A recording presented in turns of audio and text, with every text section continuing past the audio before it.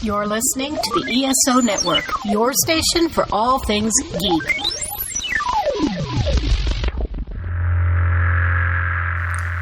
Let's get spooky.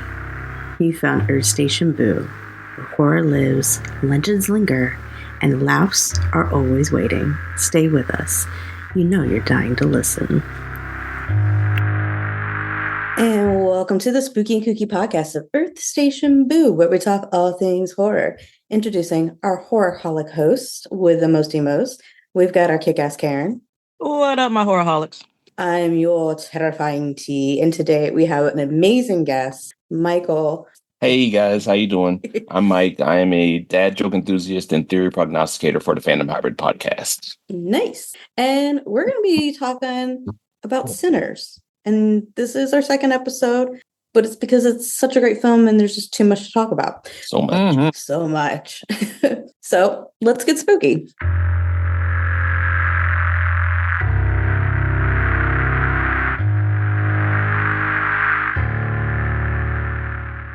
It's time to make a new promo for Enterprise Splaining.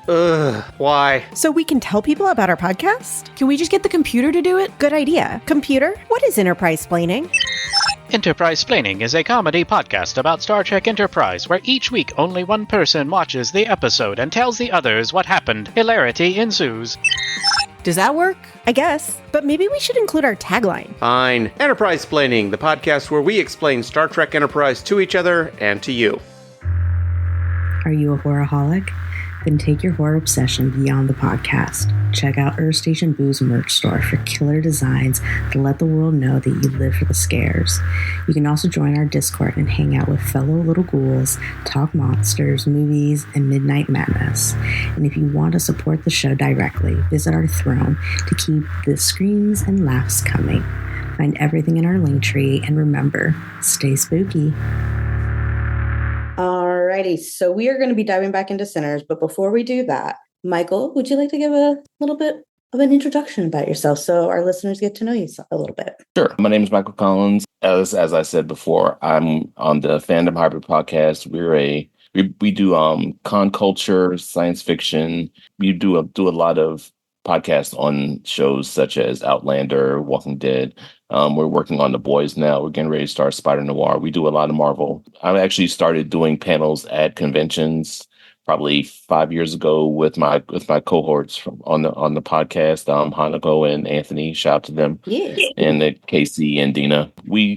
I'm looking forward to Dragon Con because I love doing panels at Dragon Con. It's so much fun. So that's one of the things I really like about conventions. Like I used to just like to go and watch this stuff, but now I'm like, I don't care. When's my next panel? I gotta go. So, but yeah, I've been a fan of the genre for a while. Like I used to get scared pantless from The Shining, but still went back and watched it anyway. Mm-hmm. But yeah, it's good to be here. I'm glad you guys asked me to be on. Yeah, no. I mean, I remember you from the Sinners panel at Dragon Con that Karen actually moderated. That was a lot of fun. It was so much fun. Despite all the hiccups, it was such a great panel, and it was a lot of fun to hear. It was a huge room, though. It was. They should have done like several panels throughout the thing. Yeah. There should have been multiple, and I think the room should have been bigger. Yeah, I mean, like you said to start off, there's so much in this film depth wise that you can dive into. I mean, at the panel at Dragon Con, I don't think you really even talked about the music. It's like the music is like the prevailing theme in this movie, and that's from conveying what's getting ready to happen to conveying what's going on in their minds. It's like Goran killed it. And Miles was just a revelation, and it's just like that doesn't get talked about enough. It's like everything else about the movie is good, but the music is just so incredible in this movie. There is so much to talk about with this movie. You have your music, you have your setting, you have the costuming, you have the acting, the practical effects, the cultural meaning. It's just so much. There's not a part of this film that isn't steeped in detail and is absolutely amazing. Yeah, the detail he paid in history, like having the Chinese people own the stores on each side of the street, like it actually was. It's like a lot of people were like, "Oh, he's making it up." I'm like, no, that's literally he literally took that from history Yeah. That's just so cool how he demonstrated it. And we'll definitely be getting into all that for all of y'all. If for some strange reason you have not seen Sinners, Karen, do you mind giving our lovely little listeners a quick overview of the plot of the movie before we kind of like deep dive into this film? All right. So twin brothers return to their hometown to start afresh with their ill-gotten gains. They bring in a whole slew of friends and families to this Juke joint where something runs amok. And poor little Miles has to decide if he is for the Lord or for the devil. Something like that. I mean, yeah. Yeah, that sounds about right. And Haley Steinfeld has a potty mouth that defies logic or understanding. Yeah. Like that's one of the things. Like, I really loved her performance, but I just was not expecting her to say, "You stuck your tongue in my coos." Yeah. Oh, yeah. Right. I was like, "Excuse me." Like, but did you? Coogler has such a way with words that it keeps you mentally engaged. But let's go ahead. Let's dive in. Since this movie has been out over a year now, how has this film continued to sit with you guys, especially with all of the influence that it has? Has it changed in any meaning for you? Has there been new layers revealed to you? What has stuck with you most since this film came out? You know what? It's different things. It's like I'll see Delroy Lindo and I'll focus on the speech he gave while they were driving, and it's like everything he said and him saying the quote that he said, "This wasn't thrust upon us by like that religion. We brought this from home," and it's just like he had so many moments in that movie that just gave me absolute chills. Mm-hmm. And it's like, I'll do that. I'll focus on that one day. Another day I'll focus on Remy and just how fucking brilliant Jack O'Connell was. Like, right. I mean, just the things he said, him actually looking forward to the dancing the jig and all this and dancing. I mean, the whole thing that he did was just, it gets overshadowed a little bit because of how brilliant everything is in this movie. Like, sometimes you kind of have to, you really have to have 5 heads on a swivel at all times to really pick up things.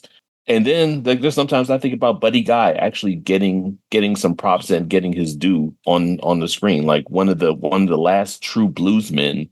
Like, he was with B.B. King, Bo Diddley, like one of the people who popularized the blues, like Muddy Waters and all them. It's like, and he's still around. And Ryan Coogler was brilliant in giving him some props, putting him on stage at the end with Kingfish, and it's like just crazy. Like I'm like, that was such a great shot. I mean, and then him nailing his lines, like talking about how he wakes up paralyzed, and it's like, I was like that really is Miles. Like, holy shit, that's fucking Miles. Like, it really, like it just bounces around. Just like there are a lot of moments that really got me. Yeah. Even a year later, rewatching it, everything tends to change for me. Like the perspectives, the story, the culture. What stuck with me the most was really the music and, integrating the different layers of music that, came from the Black culture. People tend to think that, hip hop, is just Black music and all this and jazz, but a lot of the stuff that we listen to today came from Black culture, Black music. And that was stuck with me the most, really. And then you have, your Chinese Americans that came in, especially during that whole scene right there.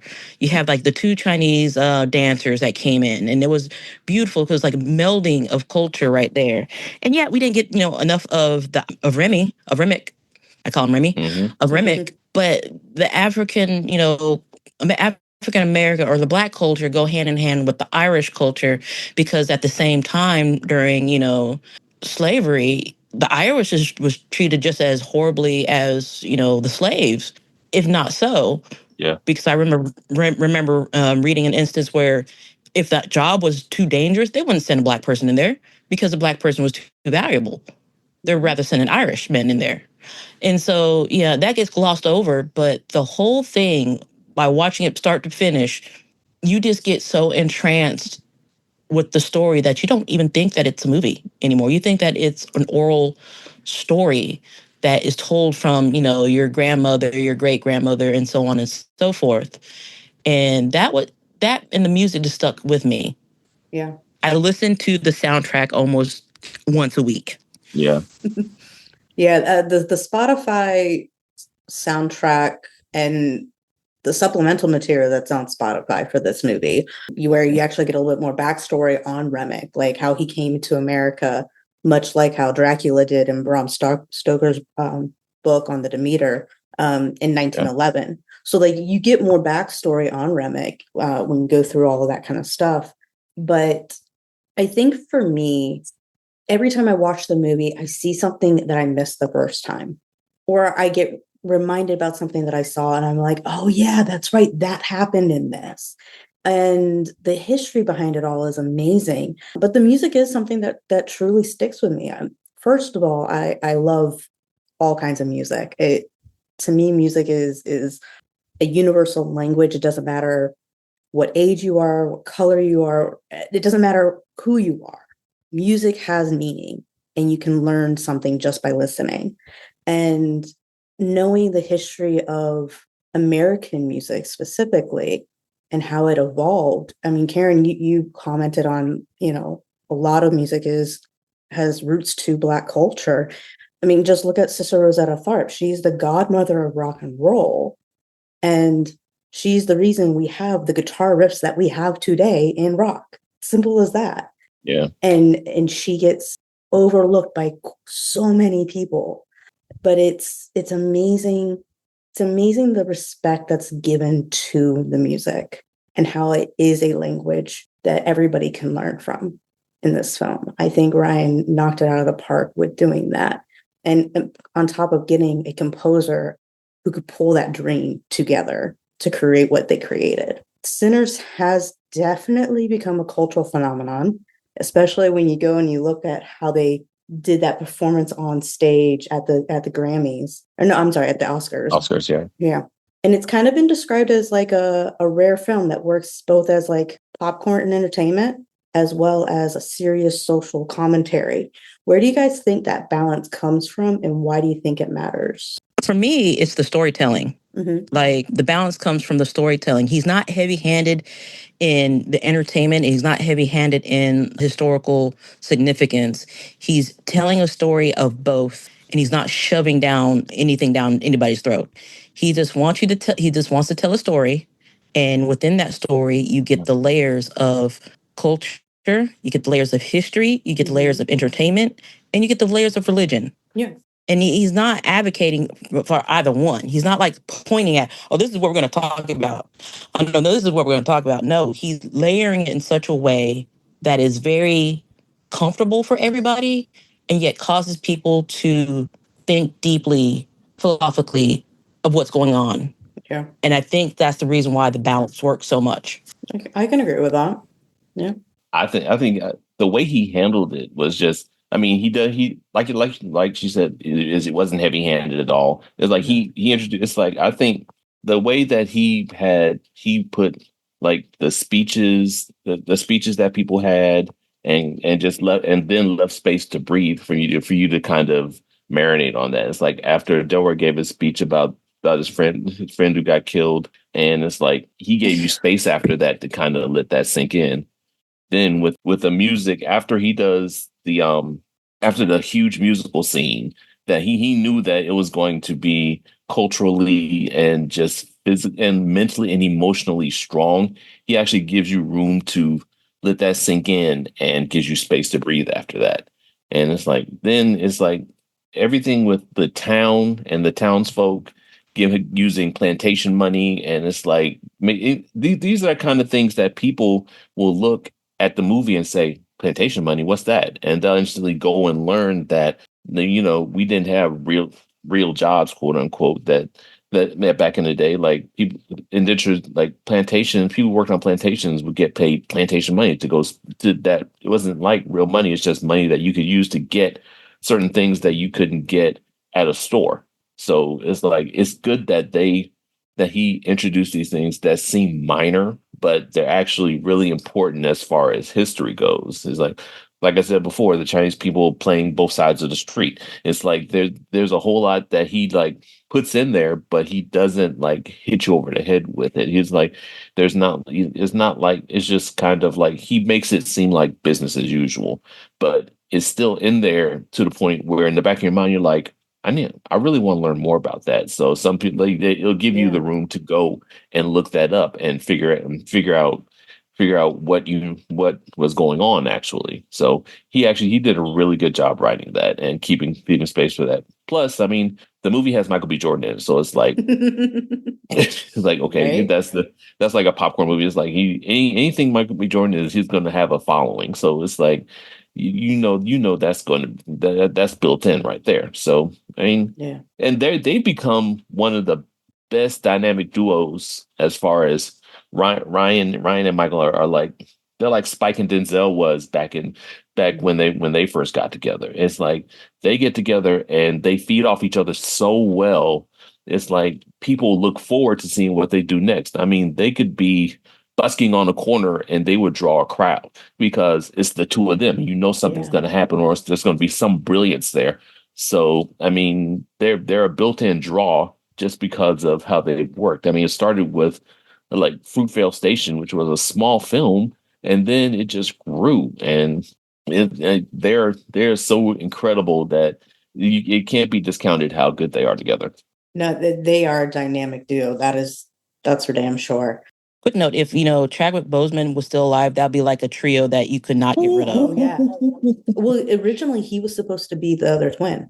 I can't even imagine, man. Holy jeez. It was like that would have been incredible. Both Ryan and Michael have said if Chadwick was alive, he would have been the other twin. And it makes sense. Yeah. Absolutely makes sense. No, that Ryan, he's brilliant. He is absolutely brilliant. He knows how to tell a story.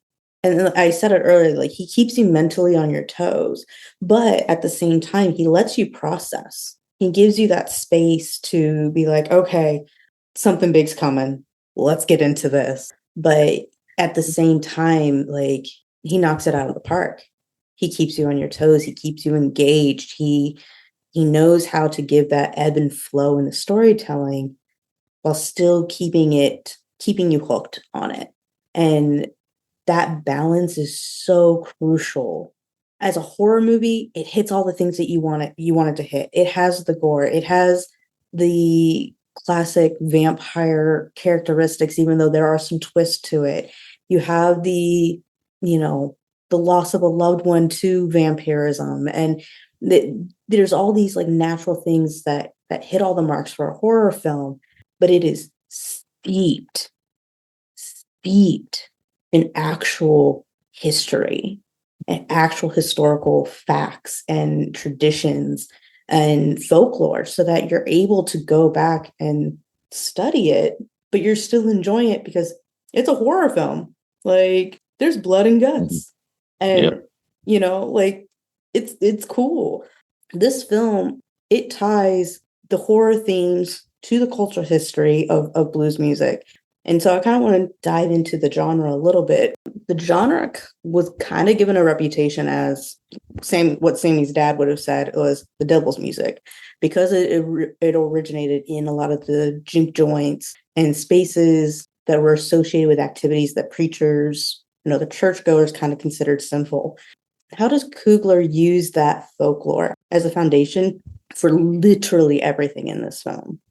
Well, I mean, of course, blues is often synonymous with Robert Johnson, who reportedly gave his soul to the devil at the crossroads to gain his musical ability, fame, and fortune, and all that. So, and God, another thing about this movie, shout out to Saul Williams. How do you get Saul Williams to play a preacher? Like, just for even the couple of lines that he has, it's like, that's Saul freaking Williams. It's like that's another one. If you don't know, you know. If you know, you know. Like I love that. I love his music. I've loved his music for like years, and it's like seeing him. It's like it's so weird because that's like the last thing I would have expected to see him in. But it's like the juxtaposition between religion and the blues, and it's like people had to seek refuge and shelter in different ways. It's like some people ran to God and became preachers, other people just ran the other way. It's like I think especially with how the twins grew up, and they knew, and you can see how Smoke asked him as soon as he got in the car, how your daddy treating you all right? He ain't hitting you, is he? And we learned later that Smoke killed their father for putting his hands on Stack. So it's like black people back then had different ways of dealing with things. So it's like you dealt with it with the Bible or the bottle a lot of times. So it's like it's just a juxtaposition of how people dealt with it. Yeah. All right. So blues and gospel came out almost at the same time. They are of the same coin, but of different sides. And the fact that he was able to integrate both of them, yeah, you didn't get that much of the gospel, but you got it at the end and at the beginning and the end, sandwiched between the devil's music. He used that devil's music in such a way that you don't think about it as the devil's music. Because for me, blues is just music of the soul, of a broken soul. And how he uses that, if you watch the movie, if you haven't watched the movie, that's on y'all. Like almost every scene was kind of a little bit of heartache, if you think about it. Yeah. And for me, while listening to the music and then watching the scenes, he put the folklore of blues into the music, into every scene. And he does it in such a way that not only breaks your heart, but you're also uplifted in a way. For me, I was heartbroken and uplifted. I'm not sure about anybody else, but that was just me. Yeah. No, seriously. I mean, it's like going back to Delta Slim's speech about what happened to his friends. Is like at the end, you can see how he copes with it. It's like she starts moaning and stomping his feet. And it's like, because if back then, I guess if you let that sit on your soul, like it'll destroy you, because it's like it'll fill you with such hopelessness. Like, how am I going to get out of this? Nobody wants to give me a break. And it's like every time something good happens, something worse happens to trump it. And it's like they have to sing about that. It's like, I get a job, but my woman leaves me. Or it's like I finally get married, but she gets pregnant by somebody else. And it's like, and they just end up making music about that to not get rid of it, but to kind of balm their soul, so that it doesn't just sit on their heart and and corrupt them and make them just give up on everything. So, and then they're surrounded on all sides by inequity. So the only way to get out is either pray or play. Your choice. Yeah. I mean, like you said, Karen, the blues and gospel, they came from the same spot. They came from a person trying to process what's going on around them. I mean, I had a conversation with somebody earlier today about how art as a whole, so music, movies, shows, books, whatever, art is a reflection of reality, and it is a way for us as complex individuals to be able to process the world around us and to express our emotions and to work out our mental whatevers. And blues did that for some people. It put them maybe in situations that today we would consider maybe unhealthy situations, like Delroy. Being an alcoholic is not a good thing because it physically is taxing on your body. Yeah, and it's a temporary fix for the emotional wreckage that you're going through. But it's interesting how Coogler used history and folklore and gave us such a rich foundation for this film to build off of. And it started with the music. It started with what would feed your soul just by listening. Delta Slim, he is played by Delroy. He delivers the line. The blues wasn't forced on us like that religion. We brought that up from our own. And Mike, you alluded to that and said part of it earlier. How do you think just even that line actually reframes the entire conversation of Black cultural ownership in this film? Well, the thing is about slaves in the time period or ex-slaves is that they didn't have anything. Mm-hmm. They had nothing but religion that was forced upon them or used to justify slavery. Music and stories and other things like the blues, like gospel, like jazz came up from the Black soul. And in order to, I remember in my African American studies class, and my professor said, in order to create something that is uniquely yours, you have to build it yourself. You can't take something that is already there and make it your own because it's not really your own. You're just borrowing. Mm-hmm. It's somebody else's. In this story, the blues wasn't borrowed. It just came out of years of frustration and heartache. And it frames the whole movie, reframes the whole movie in this conversation of, oh, this is ours. Mm-hmm. We own it. Like even Stack and Smoke, they wanted to create their own juke joint. But in order for them to claim their own juke joint, they had to buy that shop from a white man. So in a way, they didn't own that shop. They borrowed it because you knew when that twins asked about the Klan and the white man was like, oh, there ain't no Klan over here. You knew. Right. Mm-hmm. Something was going to happen. You knew. No Klan, my ass. Mm-hmm. So that whole line about we brought that up from our own has a deeper meaning than what most people would think about. Yeah. And the conversation is, what do we own as a people? Yeah. Yeah. I always thought that line was, I always thought he said we brought this from home. Like we brought this from Africa. Like this is something that was ingrained in maybe that's just how I want to take it. But it's like, hey, art is subjective. Yeah. And it's like, because that makes this movie mean so much more to me because they talk about him being a griot mm-hmm. and him being able to bring back the ancestors and them showing all the ancestors and everybody else. And it's like, even back then, like the Negro spirituals that they sang in the fields had more meaning than just them hearing them. It's like mm-hmm. Swing Low, Sweet Chariot, coming for to carry me home meant that like we're leaving, let's go, like get ready to go. Like there was so much hidden text. I mean, everything that they did really had was stuff that they needed to come up with to survive. I mean, braiding cornrows in their head to show the way that they need to go. It's like there's so much in Black history in the blues. Like the blues takes that too, because kind of sidetrack. Like when Ray Charles in the movie Ray, they showed how Ray Charles would take gospel music and turn it into secular music. Like he would basically remix it. Like I Got a Woman was a gospel song first, but he remixed it and turned it into a secular song, turned it into a love song. And people were like, and a whole lot of people didn't like it, but he still used that to express himself. So they're still fundamentally tied together at one in a whole lot of different ways. Yeah. I like that he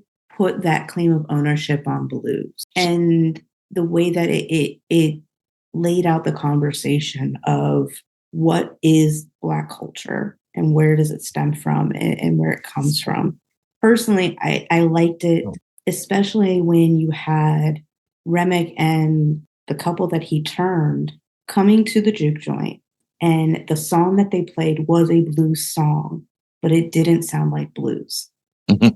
That was a blues song, but it sounded like folk music. It didn't sound like blues. And it's because it wasn't natural for them. It wasn't theirs to sing and to play. And I think that's a prime example. I think that was like a scene that embodied that quote. Yeah. From Delta. And it's like back in the day, like when Little Richard or Chuck Berry, like they couldn't play in some certain establishments, or they wouldn't get played on certain radio stations. They would have artists like Pat Boone and other white artists try to transpose it. So that's why Little Richard always says a wop bop, like puts a whole lot of like why is he saying all that weird stuff? It's so that they can't really copy his stuff. There he was like, all right, you want to copy it, copy this, and it's like it gave them fits trying to figure out how to copy and take it from him. But I mean, that's what sometimes you got to do what you got to do to survive. It's like you have to give, especially like back in the 30s. Like there's so much on them that wherever they could find some peace and some love and some kind of shelter, they'll take. You have to take it, and you should have taken it, even if it lasts a night, lasts a couple hours for a night. You're out. You're fine. You finally have a chance to take a breath. It's just like Sammy said in the church. He was like, when his dad said, go and play that devil music. He's like, I just want to just like a little while to get away from all this and do something else. It's like that's how a lot of people felt. It's like you just want to get away. Just give me an escape for like a few minutes, couple hours, just and I'll be good, and I can come back to this and deal with it. I just need a break. Yeah. Speaking of making it palpable for the white people, it kind of reminds me of Charlie Pride. Because when people heard him on the radio, they thought he was a white man. Yeah. Straight up until he had his first concert, and everyone was like, oh. And then he said, like, I may not be what you're expecting, but I'm here to sing you a song if you let me. Yeah. And that was an instant hit for everybody. And it's like there's a video of Frankie Lyman singing "Wild Fools Fall in Love," and it's like they would focus, the camera would pan to like little white girls, and it's like you see them kind of dancing, and they see the camera, they'd stop and be like, I wasn't enjoying myself. And it's like because there's such a stigma being put on that kind of like black music. Like you have to like either it like they said that it's the devil's music. You see how it's making them gyrate? Yeah, he's making these people gyrate and dance and do all this stuff. It's like this is the devil. Like they try to shut him down. So it's like most people didn't want to be seen enjoying that kind of thing. Despite the fact that the Bible actually does say to dance before the Lord. But hey. Yeah. What do we know? Right. So blues is obviously the birthplace of rock and roll, jazz, R&B, hip hop. So much of the music that we listen to today, essentially the entire modern music landscape comes from this. How does this film honor that lineage, and why do you guys think it's important that a horror film, out of all the different types of film, is the vehicle for that type of storytelling? Mike, do you want to start us off on that one? Sure. Yeah, like you said, it's like we talked about it earlier. I mean, Sister Rosetta Tharpe. You talk about all of the. Let's see. Was it her that sang "Hound Dog" first, or was it someone? It was somebody else, but she did do a rendition of it. I think it was Big Mama Thornton. Big Mama Thornton sang "Hound Dog" first, and then but she got. I mean, there are a couple things like Elvis is like a whole nother story, but it's like rock and roll, jazz, like all this basically came from us, and it gets changed and bastardized, and people think that people don't want to give you. I mean, even country music. It's like country music was started by black people, and it's like and there aren't hardly any black people in there now, sure, but there's still like black artists like Charlie Pride, like others that you have to give props to, and it's like a horror. I think a horror movie is pretty apt to do this because to show this side, because there are a lot of things that black artists had to go through in order to get their art out. Like I mean, like signing bogus contracts or doing concerts where there are people waiting outside for them, waiting outside to take care of them. It's like there's a lot of bad things that black artists went through just to get their art out. I mean, vampires, it almost seems too on the nose to talk about vampires and music producers. But I mean, I think that both soul sucking, so nail hammer. Nail hammer, exactly. But yeah, it's the perfect. It's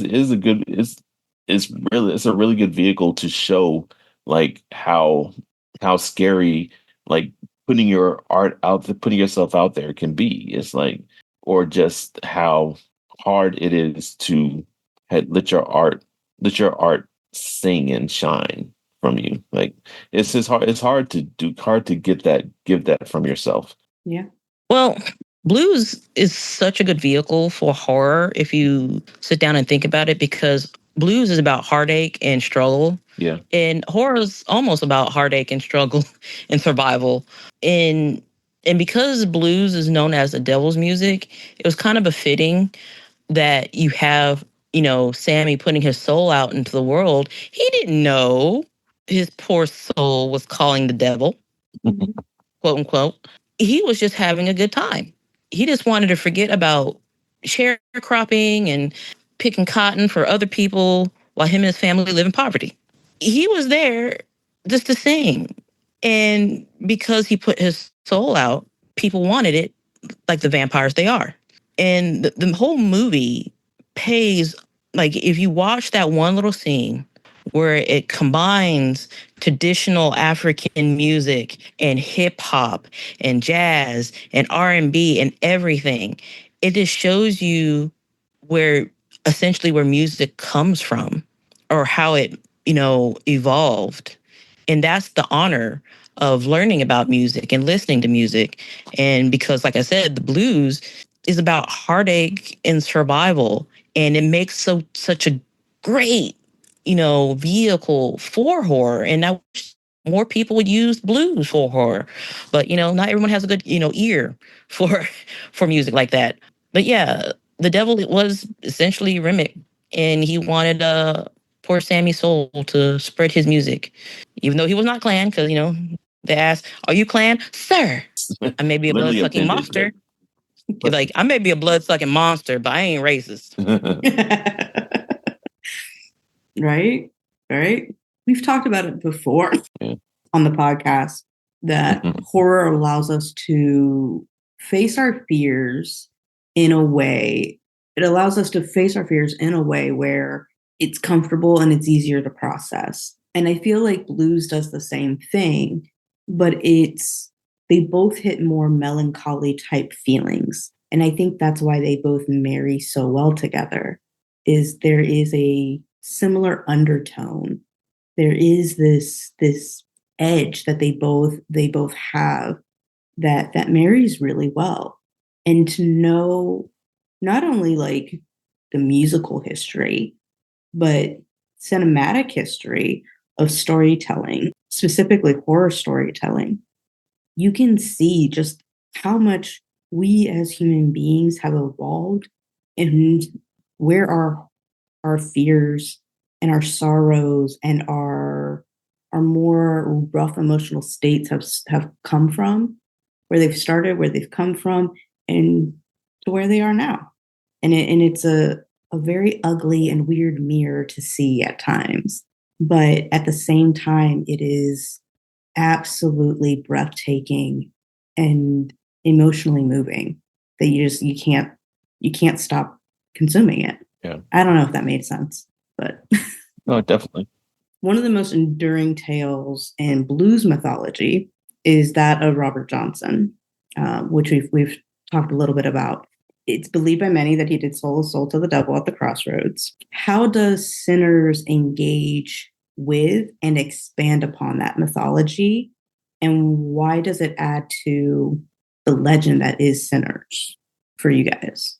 Well, I mean, the whole thing about Sammy, like Remick offering everlasting life, is basically like the devil offering him the ability to play music that would last a lifetime, or to just, I mean, it's the offering of something for something better, that is always that people are looking for, especially in, like, if he's just a sharecropper. It's like that was his dream. It's like that's what he told Smoke. He was like, yeah, this settles it, I'm getting out of here. And Smoke was like, this ain't no life for you. You can't be doing it. Well, you need to go. You want to play music, play gospel music. And it's like, this is the music that he wants to play. And he's willing, and Remick it shows like the power of music. Remick's willing to do anything to get him, and to get his music, to get him closer to the relatives that he's long since lost, because he's been a vampire for so long. It's like Robert Johnson It's like he's just walking down. The story says he's walking down. He gets to the crossroads, and the devil appears and offers him, and it makes the offer to him. And it's like, who's going to say no to that? Like I mean, what else does he have to go back to?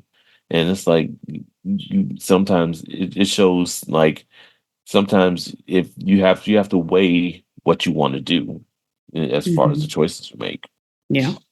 Yeah, and in a way, kind of Sammy saw what the other side was when they attacked the juke joint.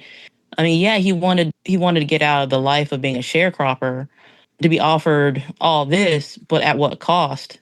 And for Robert, he reaped all of that, and then yeah, and Sammy, he saw what could happen if he sold his soul to the devil. But in a way, he was baptized by the devil, especially in that scene where, they're in the lake and Remick is like praying over him. And he says, this was the same religion they used to oppress my people. And in a way, he was baptizing him. Attempting to, yeah. Yeah, was attempting to baptize him. He didn't turn him, but he was baptizing him. And in a way, like, Sammy got the recognition that he wanted, got the fame that he wanted. He got to live a long life. But in the end, he was like, do you wake up at night, feeling paralyzed about what happened that day? See, at what price did he pay? He got PTSD. Yeah. That's your price. And now, you don't have your family anymore.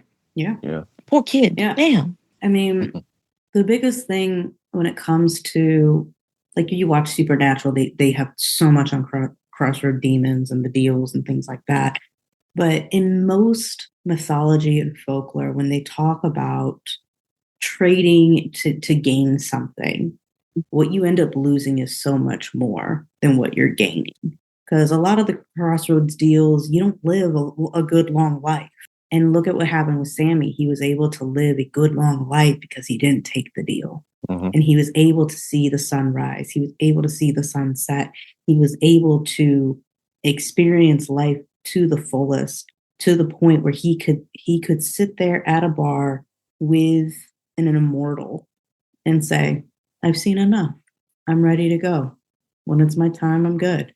Like, to be able to get to that and to have that kind of peace, despite the fact that he is tormented, I think that's night and day to the mythology we know of when it comes to these crossroad demons and the selling of your soul, and how you might be living high and mighty for a good hot minute, but then life becomes torturous. You're hunted by hound dogs. You are haunted in your dreams. Every time you turn around, you see something that's coming to collect your soul.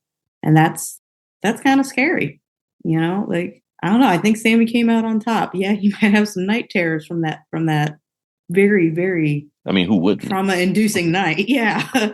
But to be able to live the life that he lived is kind of a blessing.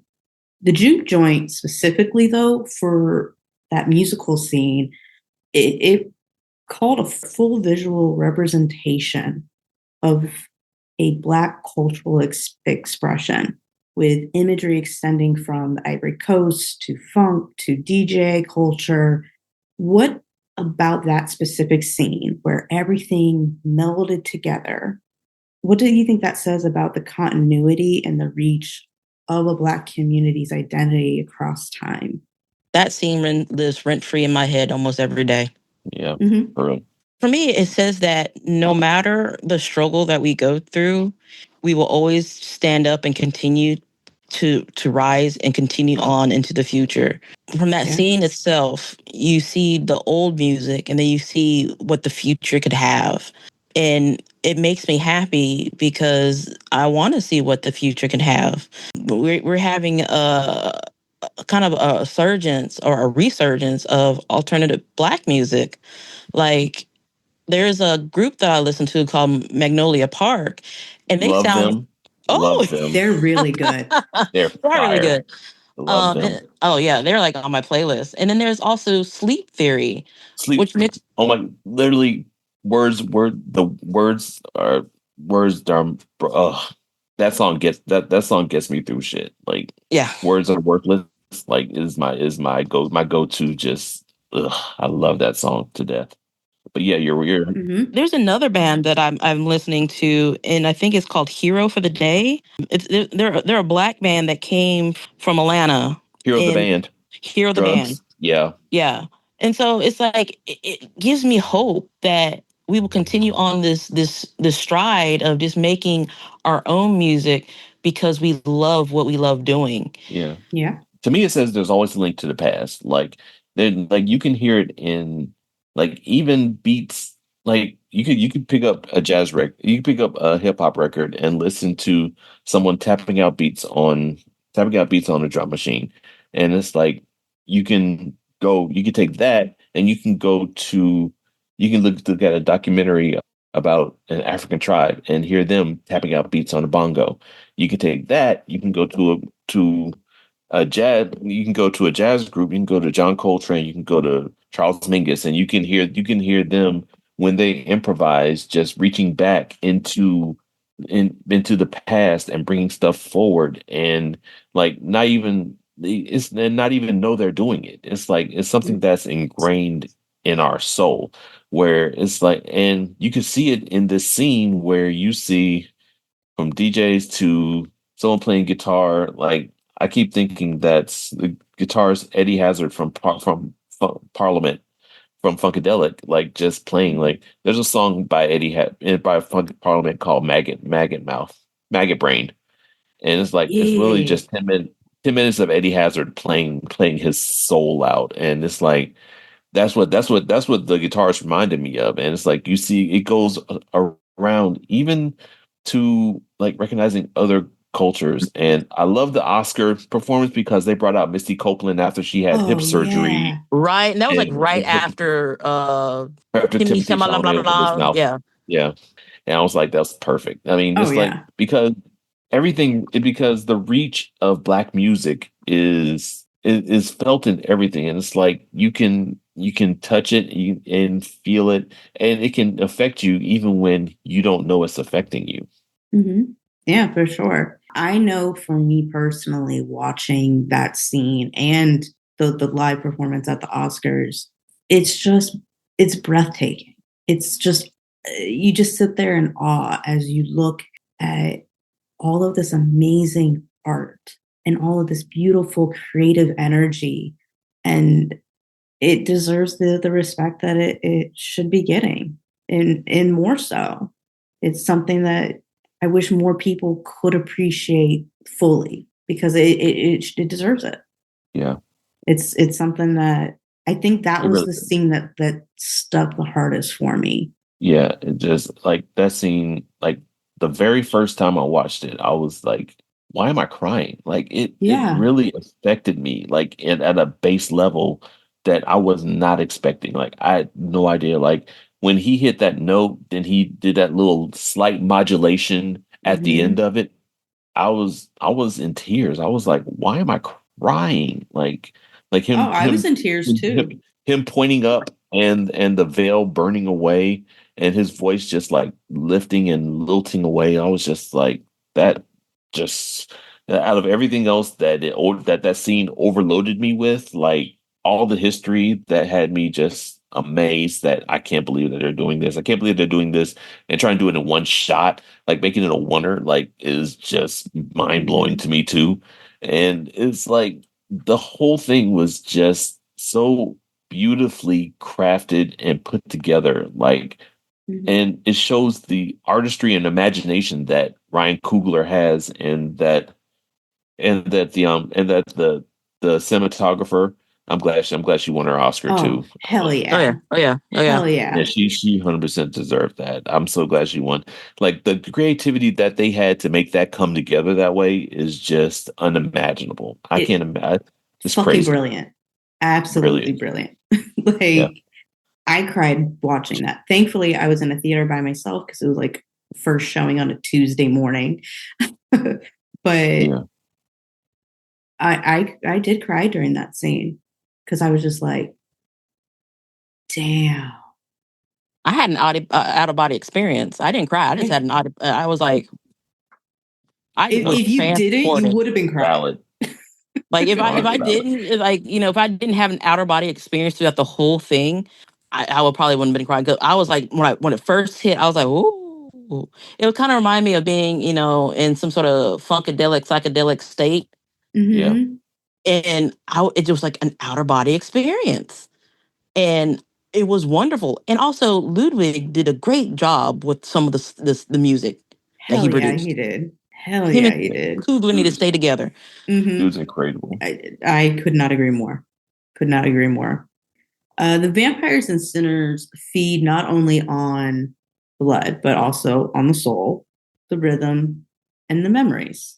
How does that expansion of vampiric lore or mythology make them more effective as a horror element and as a cultural commentary for you guys? The way they showed Rang's control over them, where he told her that he'd been in her husband's mind and that he knew the way she liked to be licked. I was just like, that's invasive and so messed up.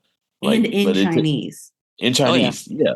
Like I was like, I mean, the way they did the way they showed the control, like even when he was saying the Lord's Prayer with him and everyone else was saying it behind him, like that was, I mean, they're showing like that's kind of a like that kind of control. I don't think I've seen that much in vampire movies. Like it's a really creative way to show how they, because you know that they have ways of persuasion, like and being able to control your thoughts. But that was a really creative way to show how they how vampires can be be not only persuasive but controlling, and like just like using the information that they take to try to convince you to join them.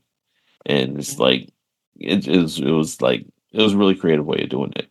Yeah. As someone who has played White Wolf Vampire the Masquerade, that's a power that I've never come across. In my odd years of playing LARPing and tabletopping, that is a very effective tool and a very scary tool to have as a vampire. And Remick used it so well. Mm-hmm. Yeah, he did. And I'm like, oh, I'm not, what are you doing? Grace, run away. But he uses it so well and so effectively, it makes you think, maybe I should give up Sammy. Because I'm like, do I want to save my life? Or do I want to give up, his life? And, it's done in such a way that explains colonizationism. It's a very simple, a simple explanation of colonizationism. It's like we eat everything that you have, and spit it back out in our version of it. Yeah, it definitely is a prime example of appropriation, and in the most toxic way that you can call it that. I think what makes that expansion of vampire's powers so effective, as well as being a cultural statement, is that as soon as he had somebody who knew our main key players, you could see that he didn't just want Sammy. He wanted Annie too, because of the power that she holds with what she can do with hoodoo and all that kind of deal. And I think that is why specifically her sat there and said, yo, if I get bit, you better take me out, because I do not. One, I don't want to be separated from my daughter who's waiting for me on the other side. But two, I don't want to be used, because she held power. And I think that's also why not only Mary and Stack were upset when Smoke took her out, but you saw other vampires get upset too. And it's because they knew. Yeah. I'm glad she's the one that had common sense out of all of them. That was like, that's it. Annie was just like, why can't you like actually peeped it right away, even though she had the wrong, she had the wrong being, but she had the right idea. Like she was like, no, something's up. I mean, what is that? A haint? Yeah, a haint. Yes, this ain't no regular haint. Yeah, a haint and as in you ain't getting in here. A haint and a vampire have a lot of crossover. like mythology wise. There's a lot of like characteristics that are pretty similar. So it's like good on her for like eyeballing it, but it definitely is. It's definitely cultural as well as a great horror element. Anytime you can amplify a creature's powers, it creates for better storytelling, or it can create for better storytelling, I should say. But for the cultural aspect, it really truly shows what appropriation is and how it is a toxic, twisted version. It's like a fun mirror reflection of what it's looking at.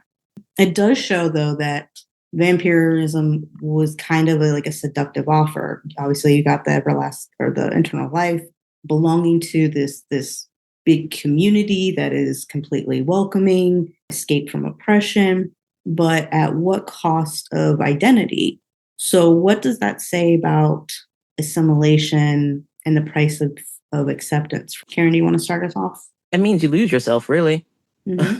And at the end of the day, you lose yourself to, it's kind of like, I have to say, like, Remix, kind of like a cult. Mm-hmm. It is. Yeah. Yeah. It is. And you want to, even if you want to be a part of that cult, you lose yourself. You lose your identity. You lose who you are. Yeah. Just because you're following this one person and their ideals is being shoved upon you and you're believing it and you'll do what they say, Mm-hmm. I mean, prime example, Charles Manson. He used his words. Yeah. And people went out and killed for him. So at the end of the day, you lose yourself. You lose that identity. And you're going to lose your freedom too if you listen to stupid people like that. Yeah. So it says a lot that if you give up who you are just to be assimilated and to be accepted, it means you don't want to be yourself anymore. For me, it was like you want to follow something, but you don't want to follow your own path. You don't want to take the hard way to find out who you are. You want to take the easy way out. Yeah. So I'm like, no, I want to be myself. I don't want to think like you. I'm sorry. I don't want to be this hive mind. No. How, I'm going to ask this, I don't know, it popped up into my mind. How much of today's individuals do you feel want that hive mind? Like, how many of them are so willing to give up bits of themselves just so that way they can have the acceptance? Look at the Republican Party. Yeah, I was going to say. I mean, it's like most people. There's such there's the amount of people who are not even Republicans, but it's like they're Republicans, but they don't really trust Donald Trump. But it's like they're giving up a little bit of themselves in order to vote party lines because they feel one way or another about one issue or one thing that another party would do. And it's like they don't care about that. Like I know somebody who can't stand Trump, thinks he's a grifter and all of this stuff, but their issue was abortion. And they're like, well, he's going to get rid of abortion, so I'm going to vote for him. And it's like neglecting everything else that they've seen. And it's like, that's what a cult mindset is. It's like, no matter what you see, if there's if there's even one thing you can cling to with whoever is leading them, leading you to wherever they're trying to get you to, then you're going to cling to that and just go along with it. So it's just like, nobody cares. And I mean, like, whatever. To be honest, that the same thing can be said for in some individuals in the Democratic Party as well. Like there are some that are very cultish and extremist on that side as well. Sure. Yeah. I mean, either side. Yeah. And it's like anytime you only get two choices, usually you lose. Yeah. It's like, so. Yeah. Two choices also, is not a good idea. No. Real quick, as far as like the vampirism and the offer, I find it really interesting that the people that were actually offered the chance to be turned rejected him. Like, Mary went out there. He offered to challenge her, and she said no. Then he offered everybody who got turned basically got turned against their will. It's not like they weren't really enamored by it. They just kind of got caught out there. Yeah, it's like Sammy and everyone else. Like Stack tried to convince them, and they were like, nope, and closed the door in their face. And Stack was just like, no vision. And it's like, I mean, it's kind of interesting how they handled that way of showing like how they like certain people can't be turned. Like, certain people are smart enough not to fall for what you're trying to sell them. Yeah. At the end of the day, when an offer is too good to be true, it's too good to be true. Yeah. Simple as that. Doesn't matter who the offer's coming from. It's too good to be true. It's not going to be good. And to lose oneself for that, it's not worth it. It's absolutely not worth it. And the price is too steep. At the end of the day, Oscar Wilde has said it, that the best relationship you will ever have and the longest relationship you will ever have is with yourself. And so to sit there and to sacrifice it for something that is fleeting, you say eternal life, but you can't see a sunset or else you'll die. You can't have garlic or else you die, which that alone is just, that's a yep, deal breaker. I'm like, deal breaker. it's just, yeah. If I can't, in fact, I had garlic have, tonight too. So I had garlic tonight. If I can't have garlic, I think I would cry. So it's just one of those deals of like, you lose so much to gain something that you can't even enjoy. Like, no, it's not worth it. So let's move on to Remick as this Irish vampire. It has been described as a metaphor for the music industry, for cultural colonization, for the whitewashed legends that rose up on the backs of a number of unknown Black artists. How effective is this metaphor, and how clearly does it land for the general audience, in y'all's opinions? Okay, so when I mentioned earlier that the Irish is treated as bad like as the Blacks, that's historically accurate. But also at the same time, for Irish people to be accepted by white society, they also had to act just as harsh, if not harsher, to Black people in order to be accepted. So in a way, it kind of glazes over who or what Remick is, but it also offers you an insight of what he could be. Because right now, the surface value of it, he's just an Irishman wanting good for everybody on the surface of it. But at the end of the day, he's forcing people to accept what he's selling. Yeah. And I don't like what he's selling. Yeah, you could, a kind of metaphor for that is when he's singing his song, which is fucking outstanding, by the way. You see how Cornbread was dancing, and I was just like, that just doesn't seem right. Like he did, some things kind of seem forced. Like, you have to do this now, and it's like, okay, fine, whatever. But it's like just like you said, like the juxtaposition is there. Like as far as like music and like, I mean, hip hop is a great example. It's like there are people who co-opt, who come in and make a record and rap on it and think they're in the culture when they really have no idea how hip hop began, on like anything about like the reasons for people doing hip hop, like the cultural significance of it. They just see it and they make a TikTok of themselves rapping. So it's like people don't really care about where it came from. They're just like, oh, I can make a quick buck off of this, and not really give any credit. I mean, as far as like the blues, it's like the blues were co-opted by rock and roll for a long time and not given credit. Like Led Zeppelin was guilty of a lot of it. Like they took songs and made tons of money off of them without crediting any of the originals. It's just like, I mean, seriously, I mean, people had to have caught. I'm surprised people didn't catch it earlier. I mean, there are no levees in London. I'm like, he can't. Why is he singing about levees breaking? And it's like they're because and that's been going along in rock and roll for a while. Like they would take a blues song that sounds good and just sing Elvis. it, and Elvis, like for Everything about Elvis. A good part of this, everything about Elvis. Yeah, like seriously, like they'll take advantage of it and not give credit, and then get mad when you call them out for it. And like, oh, and really, and then it's not really, they don't really give them credit. They're pretty much just like, here, damn, here's your money, damn. They don't really, a lot of them don't really care that they're just mad they got caught. They don't care about like anything about the song. Mm-hmm. I think Remick was a wonderful way to depict so much that is wrong with what has happened in history. Because not only can you see, especially after you do some like deep diving on Spotify of like some of like the more like the backstories of everything, like he himself was a victim who then became even worse than where he came from. But he continued on with that vicious cycle, like the music industry, not giving a number of Black artists their due.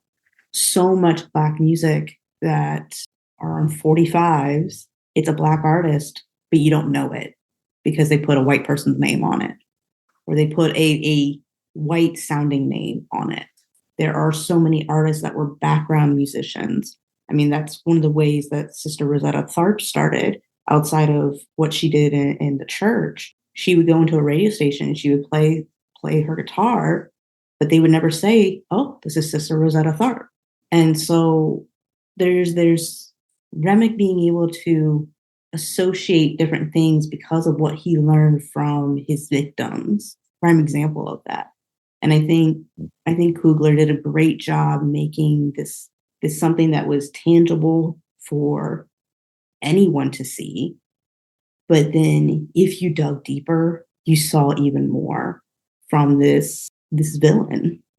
Remick does use, though, a traditional Irish song as kind of a rebuttal to Sammy's blues to fire up his vampiric horde versus the human horde that, was hanging out beforehand.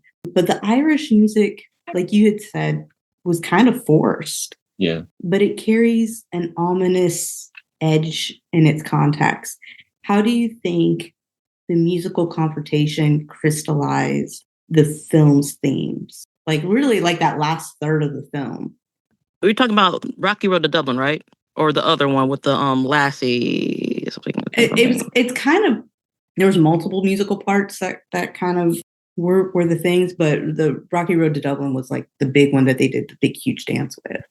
Okay, so how am I gonna word this? Let's see. So you have the Rocky Road to Dublin, which is a very, very, the beat for it is very different. Like I've heard versions where it's slower. Mm-hmm. And this version almost like it was almost as slow as the blues. And this version is like a little bit more up tempo, like make it a little more happier. So for me, it solidified that we both come down a rocky road together. We both know what heartache is, but I could offer you more than heartache. I could give you joy because the blues is kind of a heartache, and what he's trying to offer with his music is joy. Even though when you listen to the lyrics, it's not really about joy. It's kind of yeah. So for me, it solidifies my my fact of even though you're offering all this great stuff, sir, do you not listen to your lyrics? Mm-hmm. Your shit is worse than mine. So I'm gonna let you have that, and I'm gonna stay over here. Okay. Yeah. Mm-hmm. And he used Rocky Road to Dublin as kind of a rallying cry for them, just to get everybody dancing around and like together and get ready to raid them. And it's like even when they brought back Pick Poor Robin Clean when they were walking towards the juke joint, mm-hmm. before she invited them in, like they started singing a song and going back to, and walking towards the juke joint. So I mean, he really used it as a theme of where, even though you might not agree with me, we're stronger together. Like he even offered to, like when he told them that like the first couple that he turned were clan, and he after he told them about the guy that sold them the barn being the Grand Dragon, he was like, we could take care of all that. Like, mm-hmm. if you just come with us, we can handle all of this and change it into, love and a world of love and peace and love and understanding. But whose love? Whose peace? Not the 60s, man. 20s. Right? Exactly. Yeah, this is peak Great Depression. Yeah. 1932. Well, like in and towards the tail end of it, yeah. It's like that's why prohibition went away, because people had to find a way to deal with things. And it's like, and that's what them coming back down from Chicago after playing the Irish and the Italians against each other, and came down with Irish beer and Italian wine and cash. And like, there's a whole lot of people that are rife to be taken advantage of, whether by con men, whether by gangsters, or whether by vampires. It's like anybody offering something different is going to be they're gonna at least hear them out, because they're like, well, it can't get any worse. So yeah, I mean, it's another nail on the head. Like, chef's kiss, Coogler, chef's kiss. Like, seriously, like, to have this big statement of what Sammy was able to do, and then you have Remick doing a half-assed, soulless version of it with his own Irish folklore song. Like, you can just see it. You can just see that he just wants to consume and that's it. I have to say, Jack O'Connell did a great job as Remick. He did, though. He really did. And I'm like, he was like, I was an Irish dancer. Do you want me to do an Irish dance in here too? Okay. I was like, oh, you know how to dance too? Yeah. Yeah. He was nervous about the singing part, because he's like, I gotta do my Irishman proud. he's like, I gotta work on this. I gotta make sure I do it right. The assault on the juke joint kind of read as like a metaphor for the historical pattern of colonization in Black cultural spaces, where invitations were extended in good faith, only to be met with domination and disposition. Does that reading feel earned or heavy-handed in this? I mean, this is basically their version of getting invited to the cookout. So it's like, invitations being extended in good faith, only to be met with domination and dispossession. It's like, but like a lot of people, like not literally invited to the cookout, but just like being given leeway as far as like culturally, like being around certain cultural things that they wouldn't know, that you wouldn't necessarily be exposed to again. But I don't know. I'm not sure if that really. I understand what they're saying, but I don't necessarily agree. It might be a little heavy-handed about putting that forward, but I get where they're saying it, because it's like some people try to take advantage for their own good, instead of, like, it's like I said before, it's like trying to take advantage of something, or be in a place without learning about the culture that you're going into. It's like you just basically want to be there for your own good, instead of trying to go somewhere and assimilate, for lack of a better word, and be part of something, be a part of something, instead of trying to be a part of it, instead of trying to take parts of it for yourself. You know what I'm saying? It's like, I feel like I feel like there's a difference between taking it does, but it doesn't. There's a difference between taking it over and experiencing it. Right. It's called entitlement, really. I mean, a land on land. I discovered this place, but we've been here. Oh, you're a brown person. We discovered this land. What? Right. But we're here first. Hello. It's truly really entitlement, because you think you're a civilized culture, and then you just kind of, instead of learning and kind of like adapting to your environment, you just assimilate, you destroy and assimilate. So that's where that really is coming from. Is it heavy-handed or feel earned? It just feels like history. Yeah, I mean, it really does. It's, you come into my land. You say, I have discovered this land. It is now my land. There's somebody already on this land. They are primitive and savages. They are not as modern as we are. Yeah. Damn. It's like, wow, you just dismissed me. But I'm a person. No, you don't. You're not a person. You are savages. You do not speak the Queen's language. You do not have religion. You are savages. Yeah. I think it's a little bit of both, but I also think it depends on where you're coming from and how you personally need to experience it. I think it's a reality. So if it feels heavy-handed, it could be because that's a reality that you know. If you feel like it is reading earned, it's because that's the reality you know. I think this is one of those, how you perceive it and how the metaphor is taken, I think really does depend on you and your personal perception on all of that, and based off of your own personal experience. Like, you know. Yeah.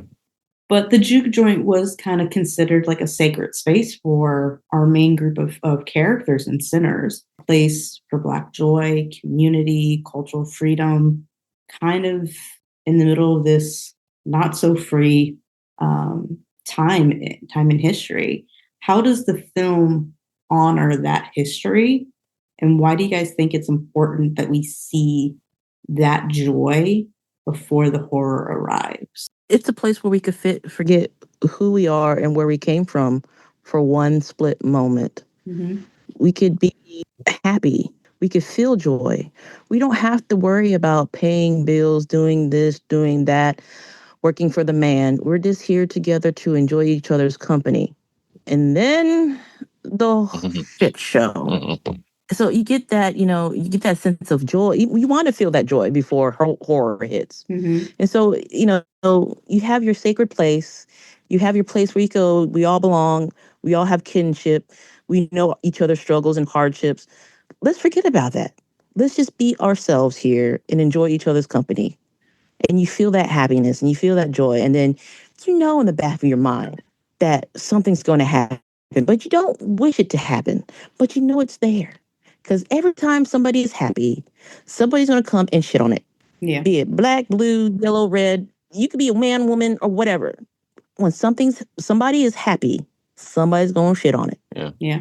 It reminded me of like Tulsa and Oscarville and Rosewood. It's like places where we were told, like, you can't live here, go find your other place. Okay, we'll find our other place. We'll make this our own, and we're happy and we're thriving and we're doing what we need to do, and then it gets taken away.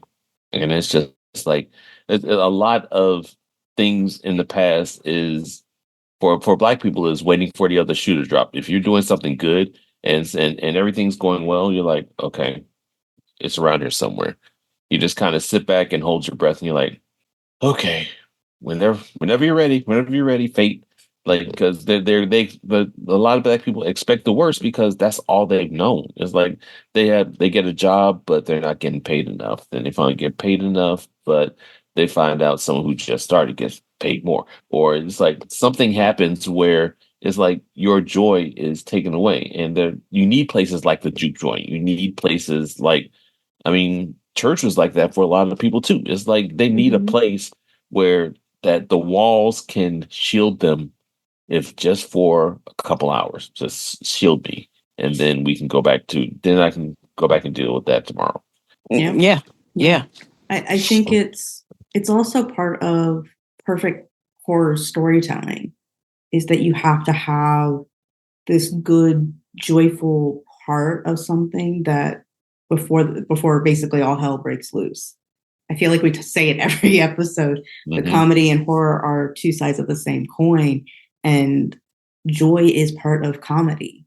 And so to sit there and be able to see this pure, unadulterated joy that everybody was having there in the juke joint before the massacre that embarked. Yeah. The massacre wouldn't have had the impact that it had there not been that joy before. And unfortunately, it's something that is too real, that the human experiences, many of us have joy that gets yanked out from underneath us. And so as a world where a lot of us have anxiety and worries, it's a learned thing. Yeah. So how does Sinners fit into and expand the tradition of Black Southern Gothic storytelling for you all? Because, I mean, I feel personally like this is a textbook Black Southern Gothic storytelling. But how do you guys feel about that? I'm not really a reader of Black Southern Gothic, but I have heard, examples in peruse movies. And I have to say it fits rather well into the tradition. And it shows us as, as a culture, what we could do with our voices. And it also makes me want more. And it also sought out more of this type of storytelling. Sinners did what it was supposed to do. It's supposed to make you question. It also makes you supposed to seek newer things that you've come to enjoy. Yeah. I think that when you think of stuff like Eve's Bayou, it's like the storytelling there, or Candyman, like the quintessential like kind of gothic horror kind of movie. It's like this handled horror in a way that I've never seen. Like most people didn't even know it was a horror movie until halfway through when Remick appeared running from the Choctaw. And side note, if I don't get a Choctaw Ghost Hunter series, Right? like for real, like I need to put that out there to Ryan Coogler to continue that. Like I need that. But yeah, Coogler, just get an indigenous, director and writer that you love, and just work with them. Give me that story. I need that. So, and also, I just think that it's something that Southern Gothic is a genre because I'm not as familiar with it either, because it's not something that really is like explored a lot in cinema and TV. I would love to get more into it, but it's thinking of examples that I've seen. It's like there's a couple, and it's just like it draws you in. It's like it really, like if it's told well, if the stories are told well, you can actually feel like you're part of the story. Like these people, like like the people that are like planning something, the people that are being taken advantage of. You can see that and you can feel that like really in a different way. It's like reading Toni Morrison. I think I read Beloved like 15 years ago. And it's like that's was a really good book. I don't think I've seen the movie, but it's like it's a genre that doesn't get the attention it deserves, and I hope it gets more. Yeah, I can't agree more. So Coogler not only incorporated a lot of history into this, but he internalized the blues, his own grandfather, and Black identity itself, and even the history of his wife's genealogy into this. How personal does this film feel? And does that personal investment actually come through on the screen? And do you think it works in the storytelling? Yeah, this is. Go ahead. Sorry, go ahead, Mike. Oh, yeah, this feels. I mean, really, almost everything that Coogler does feels personal. Like he's such a good writer and storyteller that you'd swear that he was writing this stuff from personal experience. But this one, I felt like Delta Slim was his grandfather. Like I felt that he put a lot of heart into that character, and like made him kind of the like a not central piece, but someone who is there. He basically is in that uncle role where he's like giving you a little bit of advice here and there. He's like jawing with you. He's just like giving you kind of a major side character energy, and it's like the way that he directs everybody. As far as like Annie is probably my favorite character of his that in the movie, just because of how she like is herself, and it's like she knows who she is, and she's not going to be dissuaded. She's not going to be. She knows exactly what needs to be done, and it's like somebody it's like I know Annie. I know a couple of Annies in my life, so it's really personal, and I think it feels like he takes a lot from his Black experience and other Black experiences and puts it in there, and I think that it works remarkably well. Yeah, this film does feel personal, and it also makes me see my family in that same light, because Delta Slim reminds me of my uncles, my dad, my grandfather, especially when they tell a story, and then when they get to a bad part, they're like, and you can feel it in their souls. And, and not only was it personal for him, because it was personal for me, because as somebody who comes from a mixed race, it's hard to find your identity in a way. And I was glad that he showed, how the Chinese had to like work through to get businesses, because, because most of the time they weren't seen as white, and also sometimes they weren't seen as black. So they had to like play both sides of the field just to be accepted. And then you have Remick, who comes in, found out I was part Irish, by the way. But that's kind of not surprising. A lot of it's probably not Americans surprising. are. Yeah, not surprising. And it actually does explain why I like Celtic music a lot before finding that out. And so, it felt really personal for me, because it's like, so as an Asian person, I don't know where I fit in an Asian society. As a Black person, I don't know where I fit in a Black society, and then you have this white man trying to steal everything to make his perfect world. And I'm like, what was my white ancestor kind of like that? Or was he actually very good and kind-hearted? It makes you question everything. It makes you question yourself and, the idea of yourself. And so, the movie was very personal to him. It was also very personal to me. And I liked how he internalized everything to make it personal for everybody, not just himself. Yeah. I think good art is always personal. I think good art always comes from somebody's truth, and that's why it's good, because it's real, because it has roots. They might be messy, they might be dirty, but they're there, and they run deep, and they run true. And I think that's what makes all of this so much more, especially when like I love the fact that he incorporated what he learned about his wife's history into this, because it wasn't just his own history, but this person that he truly loves, he put her into the story as well. And chef's kiss. I mean, if this man does not win more Oscars, things are rigged. I'm just saying things are rigged, because homeboy deserves he deserves all the things.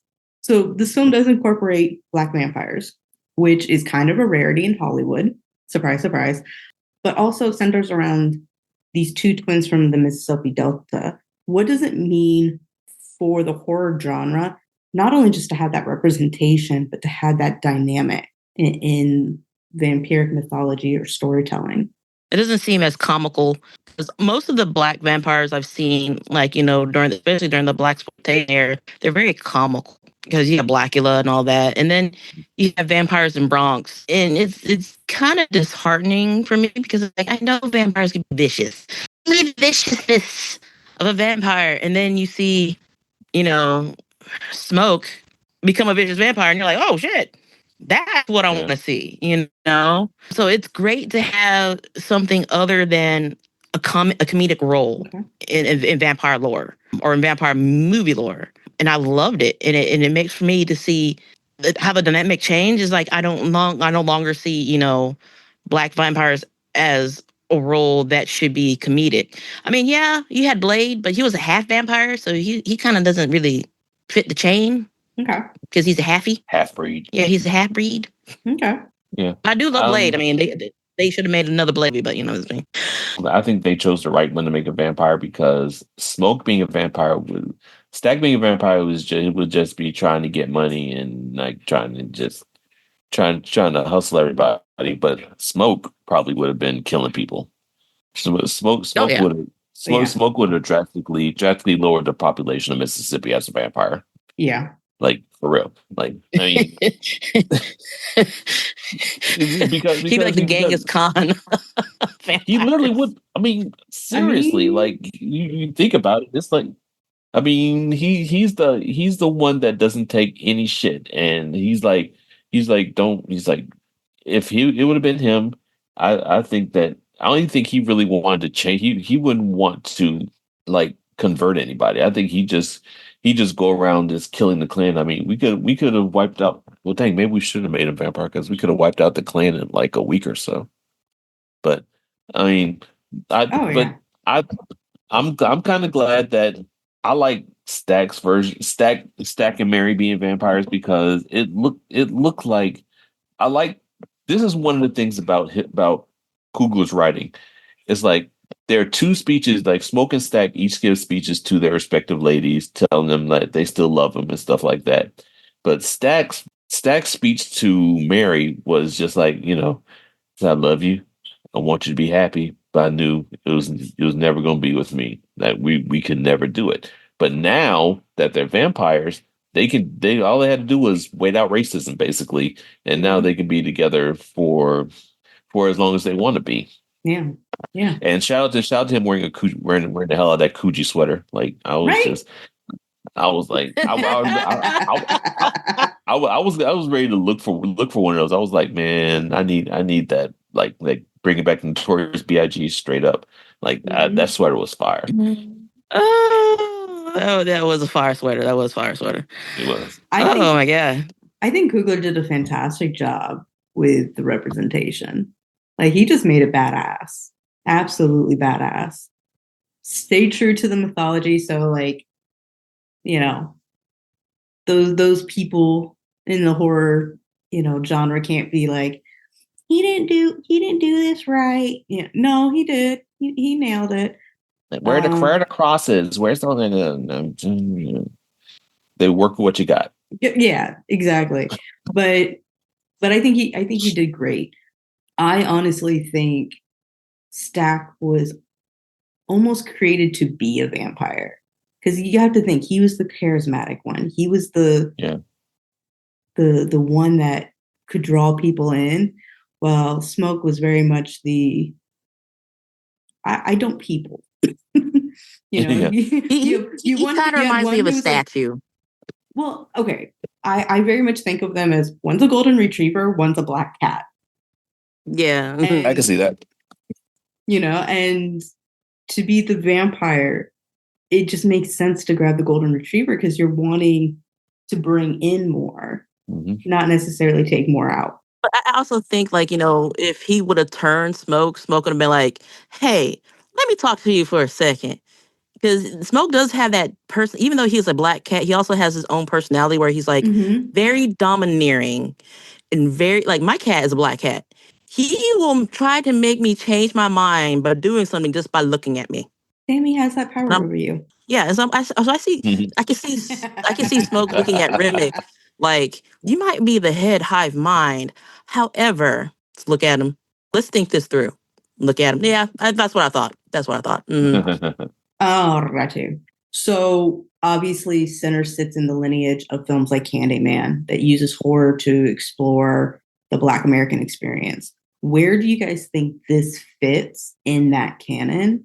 And do you think it pushes that tradition forward? It's right there with Candyman, I think. I mean, I think that it, as far as like giving forward the experience of that time, I think it did an outstanding job of it. I mean, like from the mundane of being a sharecropper and picking cotton to exciting, like having a juke joint and dancing, to sitting in a train station, like busking for money, and you knowing, even the scene of them driving past the chain gang, it's like it shows a lot of how life was back then. Like it shows their experience, and I think that did a really good job of just like keeping their history, and also being smart enough to know that, oh, something ain't right with you, especially knowing Annie looking at me like, nah, something ain't right with this, and no, you can't come in. Like I think that is like that explores the Black American experience as far as not really trusting people a lot, and not really just saying, oh, can I come in? Oh, sure, come on in. Like, no, something's up here. What's up? What are we doing here? Like actually being cautious and cautionary as far as looking at a situation and saying, no, I need to figure out what's going on here before you can come in. So I think it does a really good job of that. Okay. Yeah, it's like it sits on the same vein as Candyman, and I love me some Candyman. Yes, we do. because Candyman was my first black horror movie, really, the true horror movie. Besides the Night of the Living Dead. I saw the one with Tony Todd before I saw the original one. But yeah, so Sinners is just pushing that narrative forward, pushing that, that the story forward. And I look forward to seeing more black horror. I mean, Jordan Peele has done really good on black horror. Yeah. But I want to see more complex stories that, if I could sit there and look at it face value, like, oh, this is what's going to happen. But if I can sit there and just look at it and be entertained and not know what's going to happen, that's a good storytelling. And, since the rise of cell phones, you better call me before, you come to my house. I ain't letting you in the house. Right. If you don't call me, like, let's talk outside. I know you, but, right. you didn't call me. My house is not straight. I don't care what your house looks like. No, we don't talk outside. Right. Like, exactly. why you go up on my business? Like, even door-to-store salesmen, they still do door-to-store salesmen. They still have that. Yes, people, they still exist. I almost had to call the cops on one the other day.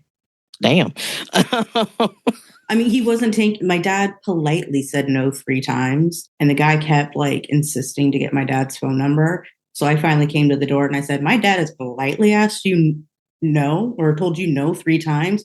You need to turn around and leave." And he goes, "Well, look, da da da." I go, "No, if you don't get off my property in the next 30 seconds, I will be calling the cops and grabbing my gun. Go." And homeboy was like, "Okay, sorry." And my dad's a salt of the earth guy. If he has to sit there and be like, "No, I'm not interested. Sorry, no, I don't give my phone number out. No, thank you."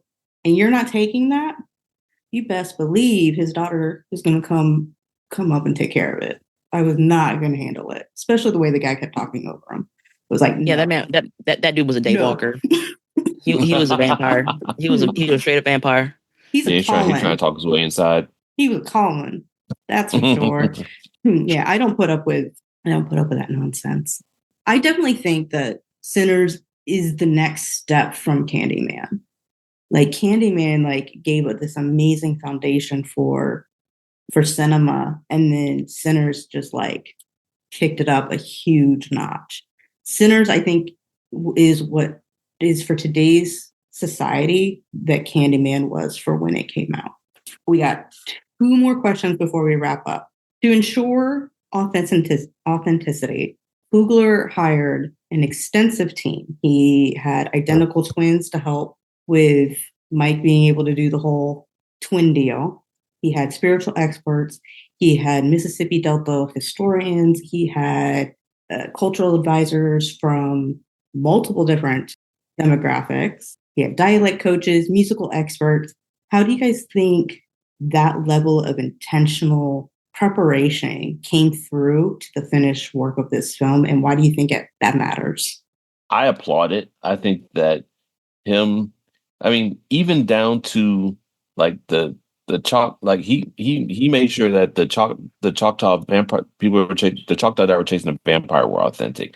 He even down to that. I admire that level of dedication and commitment to being accurate and not just putting something out there. It's and instead of making things a caricature, he actually cared about making things as they were. So I appreciate what he did.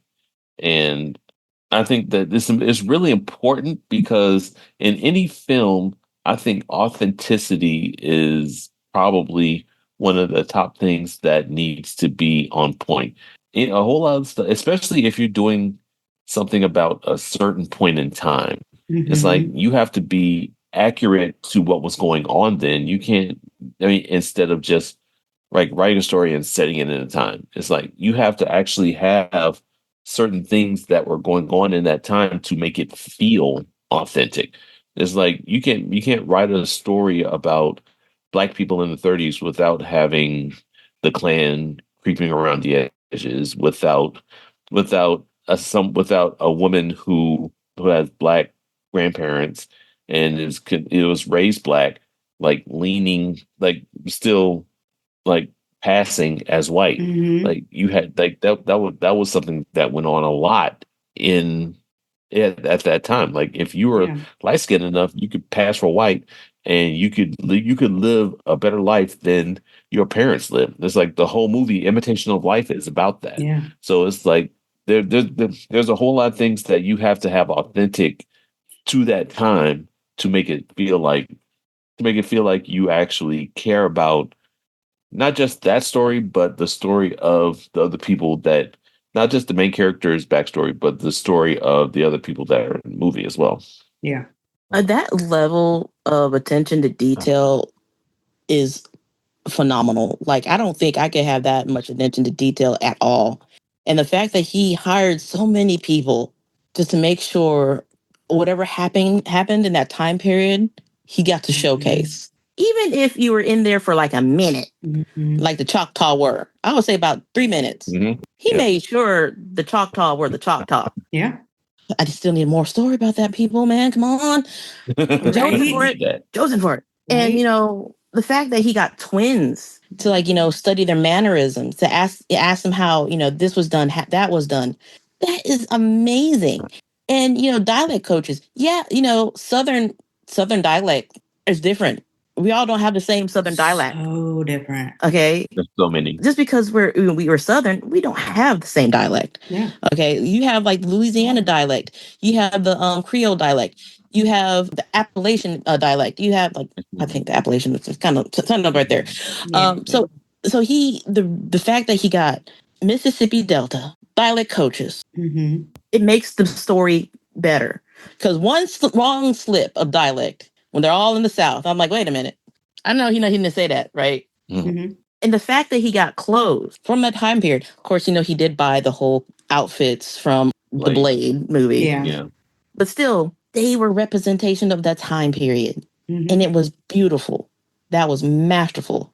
And the fact that you didn't see not one edit flaw.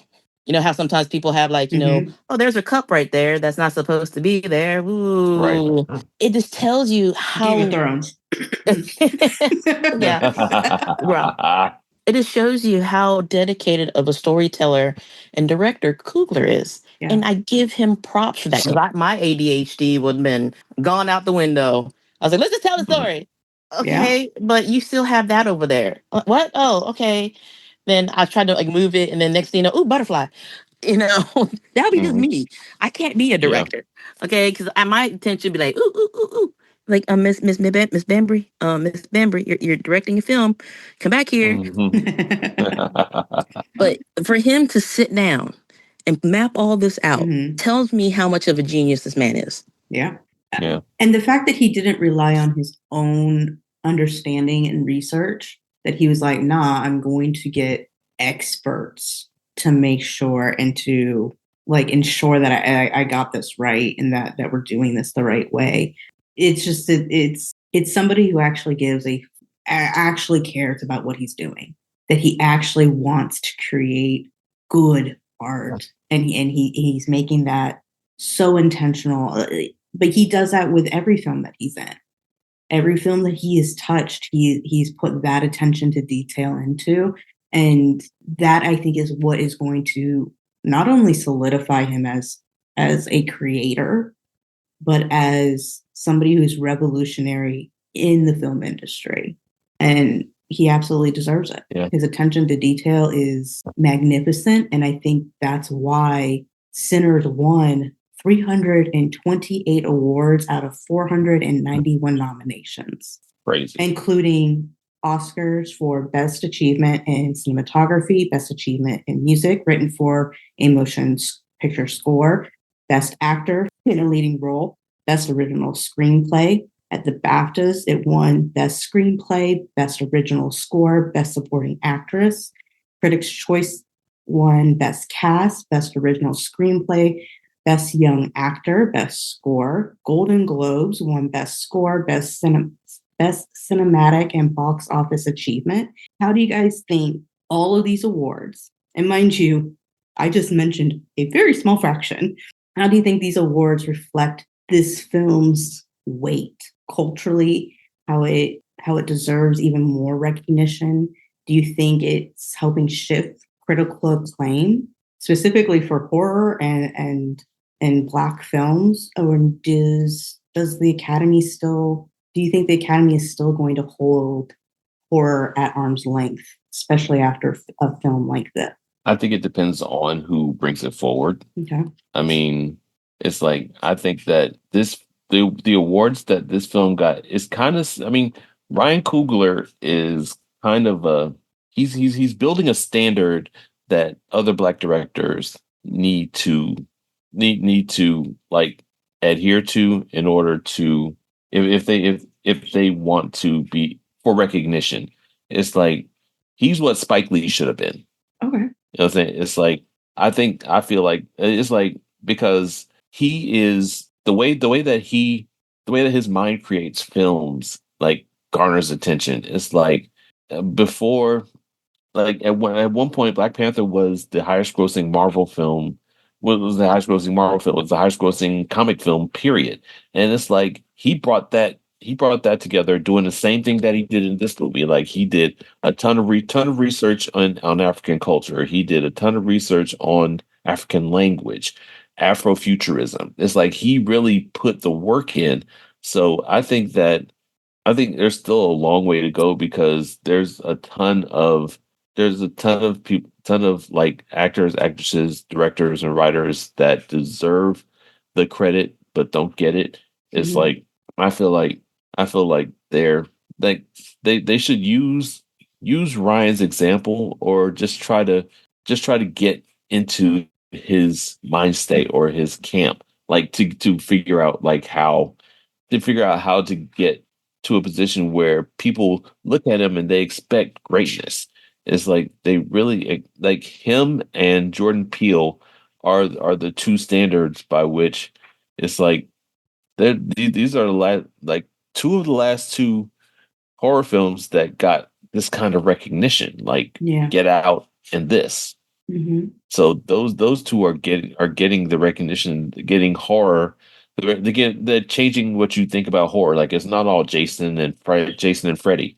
Like there are levels to what people are scared of. Oh yeah. It's like it's just like Final Destination. It's like you like people are scared of different things. Like there's so many different levels to it. Yeah. I think it like it's bringing horror closer, but I feel like culturally it's really helping as well. Okay. Yeah. It's opening up horror in a new light for a lot of Black people. Because, growing up, there was not that many Black kids my age that loved horror. And if they did love horror, it was about, Freddy and Jason. And, that was about it. Or Michael Myers. And so Ryan Coogler and Jordan Peele are like this opening a door for Black horror enthusiasts and Black horror directors and writers and whatnot. And you try to strive to be as good, if not better, than they are, because they set the standard. Now, as someone who's in horror, if I decide to go into directing, producing, or writing, they set the bar. I have to meet them at the bar or go above the bar because they make horror fun. They make horror terrifying. They make horror feel close to home because they are doing things that not that many Black directors, writers are doing. So accessible, yeah. Yeah. And you know what? I'm all for it. I want to see more. I want to see our younger generations getting into horror. Yeah. I want to see what they could do. They set the bar. Can you meet it or beat it? Yeah. I think the Academy and the critics are starting to wake up. I think Sinners is one of the ones that did make them open up their eyes. But here in the past few years, we've had a lot of really great horror movies come out. But I think Sinners is the one that made them go, oh, damn, this is a fully encompassing great movie that is horror. I mean, the fact that, what was that number again? 491 nominations. For the film to be able to be nominated that many times, let alone winning 328 of those. Yeah. Do you think that has something to do with how late in the film that they actually brought the horror element in? the first half of the movie, it was basically a civil rights movie set in the 30s. Like I mean, except for the flashes when he was in the church and showing his face scratched. Personally, no, I don't. Okay. Because there's a lot of horror movies that do that, where it's like the first half of the film is maybe a suspense movie or a thriller, but then it's like the last half is the gory part. Yeah. Like the really bad part. Like recently we just did The Green Inferno. The first half of the film is like an activist documentary type thing. Make a plan. Make the plan, follow the plan, execute the plan. It goes to shit. And all shit. But basically like the first half of that film is not gory in any way, shape, or form. It's about these activists who are trying to save the rainforest. And then like the second half is all cannibalism. Damn. Yeah. So it's one of those deals of like, that's kind of like a weird normal-ish storytelling in horror. So like, I don't necessarily think like that. Okay. That was as impactful as it probably could have been if it wasn't a kind of like a norm in the storytelling for horror. Gotcha. But that is a great take. That is actually a great way to look at it and to see for people who maybe are not horrorholics like Karen and I, like, is there more of an impact for that than what for Karen and I, what it would be? I think we've come down to our final thoughts and we're going to do ratings. We do skull ratings here, 1 through 5, 1 because they tried and 5 because it's just that fan-fucking-tastic. So let's do our final thoughts on Sinners. What do you think is going to be the lasting cultural legacy of Sinners in the next 5, 10, 20 years from now? Let's dive in. Michael, you get to go first. Okay. I'm like we said, I hope that this inspires a whole new group of filmmakers, not just Black filmmakers, but Asian filmmakers, Mexican filmmakers. I mean, filmmakers that want to show their culture, that want to show things about where they grew up. Like, and it's so much easier now because everybody has a cell phone that they can film content on. So it's like they can film this and do like they can use their phone and practice Coogler shots, like shots from Coogler films, like practice doing all kinds of other things. Like, so I think this is will give kids, especially his story. Like, he was a football player that figured out that he wasn't going to make it into the league, and like he got a full scholarship to college from playing to play football, and he was like, oh, I'm not going to be good enough for this, so I need to pivot. And someone suggested film writing, and he got into that and went to USC Film School, best film school in the country, and the rest story. I mean, it's like his story is just incredibly inspiring. And like 20 years from now, I think we'll be looking back at him. My personal hope is that we'll look back at him like we look back at Scorsese, like we look at all the great directors, Spielberg, like we look back at all those directors and say that it started with him. Yeah. Like he was the tipping point. Like he is the one. And the five skulls. Yeah. We'll have to bring you back. This is my favorite movie. We'll have to bring you back on when we do a Coogler episode.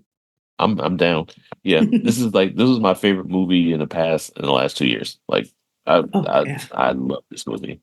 Like I really haven't seen anything that tops it. Like I'm usually a comic movie, action movie guy, but this is like by far the best put together movie. Like, I love this movie. It's 100% 5 skulls. Okay. Karen, how about you? Oh, I think it's 5 skulls, man. 5 skulls. Come on. Like, I'm gonna be talking about this to my niece's children, my great nieces and nephews, if I ever get them. I'm gonna be talking about everybody, like in 20, 30 years. I'll be like I'll be an old lady talking about Sinners. Man, that movie was like back in 2025. Shut up. It's a good movie. I want you to watch it. Yeah. It should be studied. I hope it's studied like Candyman. I mean, I hope it's studied in film, like, film schools like Candyman. Yeah. And, it's those top tier. Absolutely. Like, if we can still talk about it, like, to this day, it's going to be talked about, like, within 10, 20 years. And, the movie, the score, the cinematography, the practical effects. Yeah. It deserves a 5. It deserves 5 million. Okay. Mm-hmm. Yep. And also, I do not go after watching Hostel. I will not go in the Hostel at all. I will not. Thank you, Eli Roth. After Jaws, you don't go in the water. We get it. No. After Final Destination, you don't drive behind logging trucks. No. Yeah. To this day, I do not. To this day, every time I see one, I'm like, oh no. Sometimes I get stuck because there's a truck right beside me, and I'm like, oh no. And it's horrific when there's another truck behind me. It has happened before. Very rarely where I have a logging truck in front of me, a 16-wheeler behind me, and a 16-wheeler beside me. Yeah. Yeah. It has happened to me. I believe it. And I cry. Get me out of here. Right? Right? Get me out of here. This is definitely a 5 film. I think I said that the last time we talked about Sinners. Yeah, no, this is definitely a 5 film. Absolutely. This film, it has cemented itself in the history books, and I cannot wait to see how it is perceived years to come. Like, this is something that it needs to be taught in schools. It needs to be shown. It has a space. Mike, this is your first time on our show. So we do have the electric chair. Oh boy. It's not that bad. Karen and I have survived it. We've both taken our turns in the electric chair. So we're going to ask you a few questions. Right. And when you pass, because I believe that you will, you'll get a sticker that says I survived the electric chair. So Sweet. Yep. First question, and this is my favorite part of the show, mind you. Mwahaha. Who is your favorite horror villain? Horror villain. Jack Nicholson from The Shining. Just because Fair. Jack from The Shining is my favorite overall, 100%. Because I'm a struggling writer, and I totally get the all work and no play makes Jack a dull boy thing. Like I totally have typed that myself, but like that's like one of my favorite movies, and I'm not necessarily a horror fan, but it's like the way he portrayed that was just it blew my mind, and it still does. Like I love that movie. He's so much more than the "Here's Johnny" meme. Like that whole like so much more. It's just incredible. So he's my favorite. What is your horror hot take? So your unpopular opinion. Freddy Krueger will beat everybody. Okay. Anybody who sleeps, Freddy Krueger wins. Anybody, it's over. Like don't. It's not Jeepers Creepers, really, but that's okay. Yeah, but he gets lead in creativity. Like the way he kills you in your dreams is so fucking creative. Like he suffocated someone who he took the breath of someone having an asthma attack, and then he turned someone into a roach and crushed them in a roach motel. It's like who thinks of this stuff? Like the creativity gets it for me. Like I feel like if any character, if he has it over any character that can fall asleep. Alrighty. So now we're going to do Kiss, Marry, Kill, Sinners Edition. So, so you have Annie, Mary, and Perlene. Those are your 3. Who are you going to kiss, fuck, whatever you want to do, marry, and kill? Okay, I'm kissing Mary. Okay. I'm marrying Annie. And I'm killing Perlene because I don't want her husband coming after me. Good answer. Good answer. Fair. Good answer. Good answer. Yep. And now your final question in the electric chair. What 6 horror icons would you want at your table for a dinner party? It could be characters. It could be actors, directors, writers. The world's your oyster. I might go directors. I wouldn't mind having Jordan Peele, Roger Corman, Stanley Kubrick. Okay. No, yeah. 3 more. Who else? Stephen King. Okay. Then I'd probably throw in Tony Todd just because he's such an interesting character, interesting dude. And is that 5? Is that 5? That's 5. Yeah, 1 more. I heard. You didn't say Ryan Coogler. I was gonna say. Okay, Ryan Coogler. Yeah, I got just because that would be such an interesting. Yeah, Ryan Coogler actually makes that table really interesting. So yes, give me Ryan Coogler too. I like those choices. So guess what? You survived the electric chair. Yay! That's awesome. That was cool. Yes. Yeah. So you'll get a sticker. I got room on my laptop for it. So yeah, there we go. There we go. So thank you so much for going back to the Delta with us tonight and having this fan-fucking-tastic conversation. Sinners is proof that horror is always been one of the most powerful vehicles for truth. And Ryan Coogler reminded the whole world that this is a masterpiece. So, with that, man. So I live like this the last time for a long time at the wrong time. I'm surprised you didn't sing that song. earlier. I know, right? No, that song was awesome. I wish it would have got more play. Like, it's a great song. But we do have some of the best listeners, our fellow horrorholics, in this game of podcasting and everything. And so we are so grateful for each and every single one of you. We cannot express how much we love and appreciate you and your support.